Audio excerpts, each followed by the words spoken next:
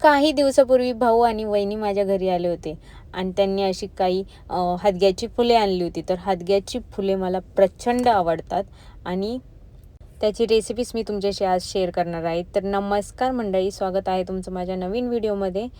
तर हदग्याची फुलं हे गावाकडेच भेटतात असं मला वाटतं, कारण इथं तर मी कधी पाहिलेच नाही आहेत पुण्यात.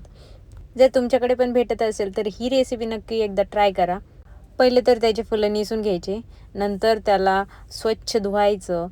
इथे मी फोडणीसाठी घेतलं होतं एका कढईत तेल आणि त्यात तेल तापल्यानंतर लगेच मी जिरे मोहरी टाकून दिली आणि लगेच आपले स्वच्छ धुतलेले फुलं पण टाकून दिले.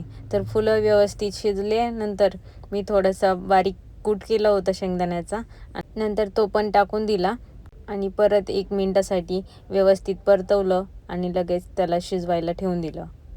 खरं सांगायचं झालं तर या फुलांची टेस्ट एकदम कोबीच्या भाजीसारखी लागते. तर तुम्हाला रेसिपी आवडली असेल तर नक्की लाईक करा आणि आपल्या चॅनलला सबस्क्राईब करा अशा नवनवीन रेसिपी बघण्यासाठी. तर तुम्ही ही भाजी कधी खाल्ली असेल तर कमेंट करून नक्की सांगा. तर भेटूया नेक्स्ट व्हिडिओमध्ये. तोपर्यंत बाय बाय.